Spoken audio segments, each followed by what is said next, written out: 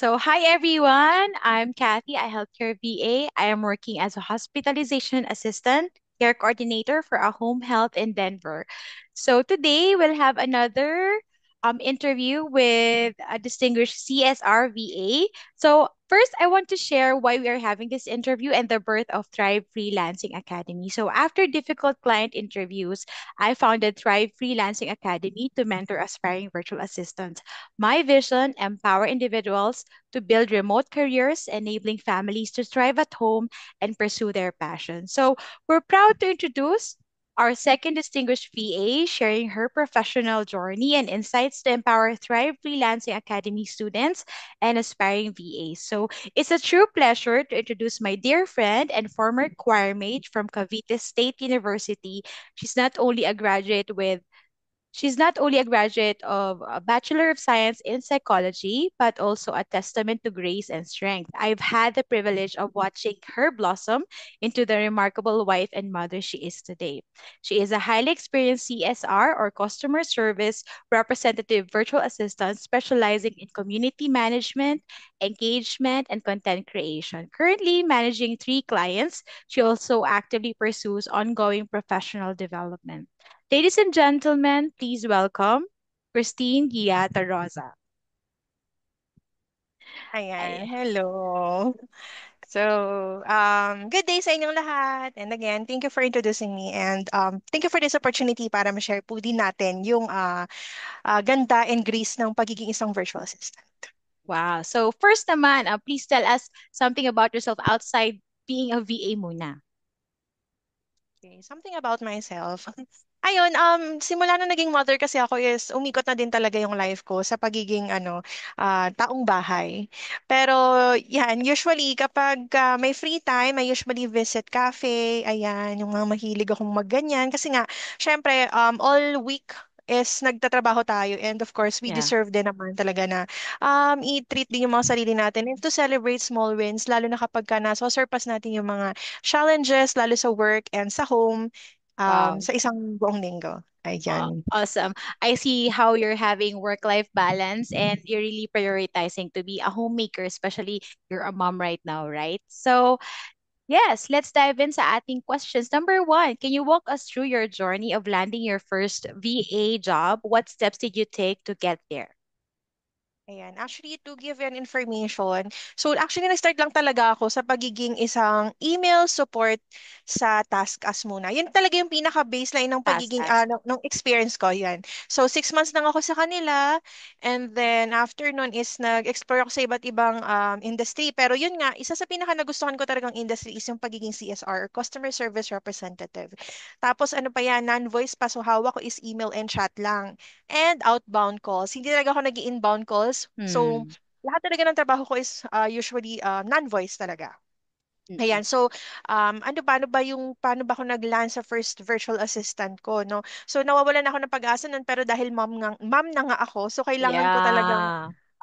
gumawa ng way para makapag-start mag-work from home. So yung husband ko po yung talagang nagpo-push siya sa akin. So binilhan niya ako ng Wow. computer set, ganyan, para Wow. makapag-start po talaga kami. So actually naipon kasi yung pera. Tapos galing siya yung sa pondo ng tindahan. So parang 'di ba pagka nanganak ka Mm. merong yung binibigay yung SSS, Yeah. ganyan. Yung parang oo, yun. Maternity parang benefit. Oo, something. So, maternity benefit. So, yun, pinalago muna namin yun. Nagtindahan kami. Tapos hanggang nakaipon ulit kami ng pambili naman ng computer set. So, importante talaga na meron kayong computer set. Kahit mag-start muna kayo sa second hand, nag-start kami sa second hand lang. Mm. Ilang taon ko pong nagamit yon. Wow. Tapos, nag-start na po ako mag-join sa mga Facebook pages. Yan, kasi marami talaga nag-offer doon. Pero ito ang nakakatuwa dun kasi parang nawawalan lang ako ng pag-asa. Nag-join Mm. ako sa isang group and sabi ko, 6 months experience lang po ang meron ako sa Mm-mm. Taskas and email support lang ako. May Oo. pag-asa ba ako mag-BA? Ganon. Tapos ang dami sumagot as in dun sa community very positive naman yung nila, yung sagot nila sa mga tanong ko, yung sa tanong ko na yon. Tapos the next day may nag-chat na po sa akin Wow. In short, sa Facebook po yung unang-unang client ko talaga. So, Mm-mm. US client to, sila na rin nag-offer. That's $7 per hour, Mm. flexible time pa. So, Wow. yun. Doon yung unang-una ko po na naging client. And yun nga, una sa lahat, kailangan meron kang PC. Mag-join ka sa mga group. Yan. Actually, di na ako nag-undergo ng ay, hindi. Nag-undergo ako ng training. Parang sobrang simpleng training lang talaga para lang magawa yung mismong Upwork account ko. So, yun lang yung three major steps na ginawa ko. Meron akong sariling computer, mag-join ako sa mga groups na legit, na hindi scam Yeah. yung in-offer nila, no? Yeah. So we have to be extra vigilant whenever or when it comes sa ganyan. Kasi ang dami talagang mga scammer ngayon. So doon tayo sa Mm-mm. mga trusted lang. And yan, syempre, kung talagang kulang tayo sa knowledge and we really need yung guidance, so pwede tayo mag-join sa mga, kagaya ng in-offer ni Ate Kati na service, no? Yan. Wow. So, bihira lang yung mga ganyan na sobrang busy na tao pero nag-offer ng kanilang mga services. Tapos Wow. one-on-one monitoring pa. Ayun po. Ayun. So, thank you, Christine, for sharing yung importance ng network, ng mga Facebook pages kung saan may community ka to support one another.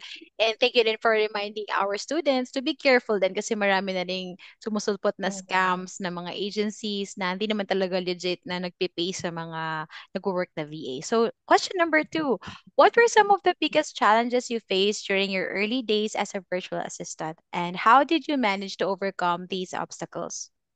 So, yun. Isa sa mga na-experience ko talaga na biggest challenges is hindi pala talaga lahat ng clients natin is long term. So wag tayo Yeah. makakampante na okay, virtual assistant na ako, yung iba walang contract. So yung first client ko is wala kaming contract talaga nun. As in ang ginagawa nila is pinapadala lang nila yung bayad nila sa akin through PayPal. Swerte ko na lang din na hindi sila scam kasi I'm offering service, 'di ba? Nagpupuyat ako para sa kanila. Yeah. Tapos ang hirap kung hindi ka makaka-receive ng bayad. So ganun yung Mm-mm. nangyari. Nagsisend ako ng invoice, tapos magsisend lang si client ng bayad. So, thankful naman ako kay God kasi nga okay naman pala yung unang client na nabagsakan ko. Actually, Pinoy pa nga yung nag-reach out sa akin, ate. Mm. Tapos sabi niya, pwede ka bang maging email support namin? Nagpahanap pala si client sa kanya. Tapos una lang pala akong sumagot. So, para talaga sa akin yun, para Wow. ma-experience ko yung tawag dito, yung trabaho na yon, yung pagiging virtual assistant, tapos email support lang din nila ako, ganun. So, yun yung isa sa mga biggest challenges ko kasi nga, after ilang months is natapos na din yung contract ko, tapos kinontak ulit nila ako, same Mm. client. Ang Mm. ino-offer naman nila na service ko is maging community, naman, manager naman. So, Oh, yun na yung mga engagement naman sa mga social media accounts nila like Facebook, Instagram, yan. Yung nabanggit ko nga sa'yo. So, yun. Tapos yun nga, dahil may baby ako, dahil baby pa talaga siya that time. So, yeah. isa din yung sa naging challenges ko kasi kailangan habang nag-work ako is, tapos breastfeeding pa ako. Yeah. Yan. Oo. Tapos, yung internet connection, minsan bumibigay. Pero Mm. eventually ngayon naman wala naman masyadong ganun. Tapos, isa pa sa mga naging problema kapag biglang nawala ng kuryente. Yan, kung Yeah. paano.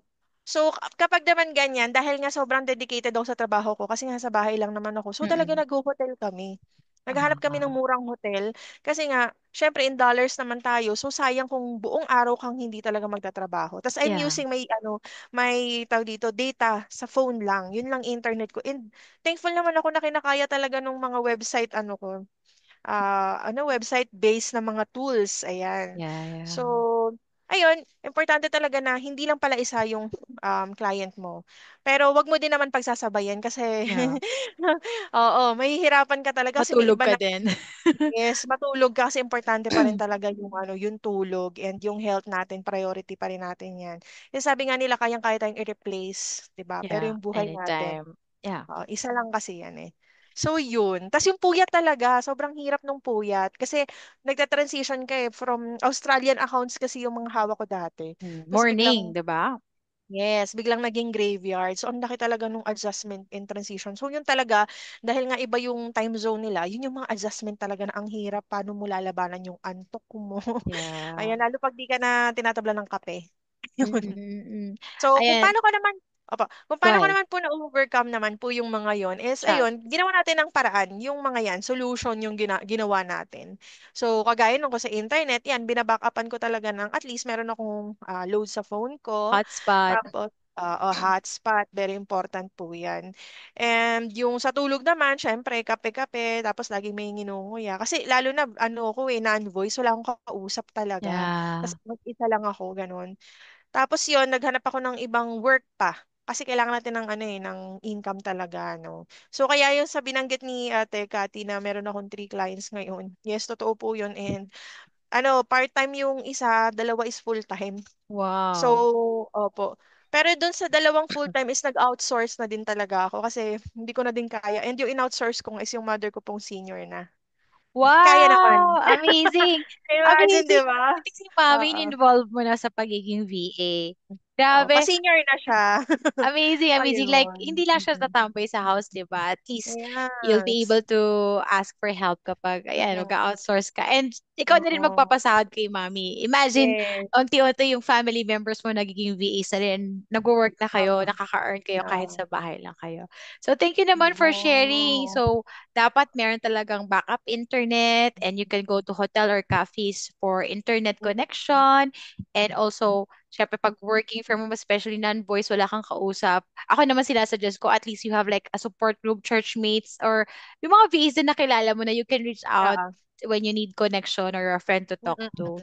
So thank Mm-mm. you so much for sharing. Number three. What tools or resources did you make sure to have in place before starting your work as a virtual assistant? Were there any particular software or skills that proved essential? Ayan. So, yun nga, talagang kailangan meron tayong desktop computer, laptop, or para makapag-start talaga tayo ng pagtatrabaho. And yan, kailangan meron talaga tayong noise cancelling headset. Very important yan kasi talaga nire-require yan ng mga clients din talaga. Yeah. And yan, sa mga meetings, minsan kagaya nung sa amin, nag-transition kami, baka magkaroon na rin kami ng calls this year. So, ayan, importante talaga na may mga backup na ganyan. Tapos yung internet, yung sa power, kung paano mo gagawa ng paraan. Sa mga software naman, ang pinaka-forte ko talaga is Zendesk. Ayan. If Zendesk. familiar kayo, Zendesk. Yan gamit namin sa emailing tools. Tapos, actually madami. Nakalagay nga rin siya sa resume ko, pero di ko na siya maisa-isa. Yeah. Yan, kagaya nung communication tools, Slack, Gmail, yan, para makareceive kayo ng mga emails. Ano pa ba? Yun yung hindi ko pala na-prepare. It's Yung okay. Yeah, it's tanong na okay. yan. Whatever lang yung maisip Oo. mo. Oo. So, yeah. So, alam ko marami pa ikaw tools and software that you can Mm. share to us or like give Apo. us idea na pwede namin explore if possible kaming maging customer service or Oo. email support na VA. So, let's go Oo. to question number 4. As a customer service VA, what advice would you give to others who aspire to join the platform? Can you share any personal experience or tips that help you succeed in passing the exams or getting hired? Okay. So, yun nga. So, as a customer service VA, talagang importante din talaga na malakas ang loob ninyo. Kasi nga, unang-una sa lahat, yung interview talaga is minsan kagaya niyan, face-to-face. So, kailangan ma-express din talaga natin yung self natin, yung interest natin. It's about selling yourself kasi, selling your skills. So, isa yan sa pinaka-importante kung papaano natin mahuhook yung client natin. Mhm. Ako, pagka-interview, lagi kong sinasabi na I am not really that good when it comes to interview eh. Kasi nga Yeah. syempre may kabang pakiramdam yan and hindi mo naman kilala yung kausap mo. But once things for sure, lagi kong sinasabi na I give results. And ano talaga ako, fine-flex ko yung pagiging hardworking ko. And Mm. talagang kapag na-hire nila ako, is always willing to to adopt and to open my to open myself for new learnings kasi lahat naman bago sa akin eh. Yeah. 'Di ba? Although meron tayong mga experiences in the past, but this is a different client lalo na pag na-hire ka na. So always empty your your cup for new learnings and yung mga feedback is i-take natin yan talaga positively. Kapag ka nagkaroon din tayo ng mga instances na nagkamali tayo, let's apologize and of course it's a very important then to improve ourselves, no? Yeah. Na dun tayo nagsasaksi din, always be grateful. No matter how hard yung mga trabaho, yung puyat and all, we always have to be grateful then talaga kay God for giving us the opportunity na mag-work from home at maging virtual assistant. Kasi, yun nga, it's not for everyone. Lalo sa mga Mm. mahihina ang loob. Kasi marami ka talagang may experience na challenges, lalo kapag virtual Yeah. assistant. It's not easy peasy na akala ng iba, ang dali lang maka-earn ng kung ano yung in-earn natin na dollars. But Yeah. sobrang hirap din niya. Mas ano lang talaga siya, mas magaan-gaan lang siya compared sa babiyahe ka pa. Yun. Yeah. So parang huwag nating katamaran yung gano'n na, ganong mindset na, sa bahay lang naman. Pero dapat nandun yung laging goal-getter energy, positive mind. Wow. Ayun. So yeah, Ayan so pa. it's still early though, so thank you naman for giving me this time. I just want to add more questions, especially balikan Sure. natin yung three clients mo and you started with $7. I believe same rate din ako with my first agency and na-train din ako doon. Mm-mm.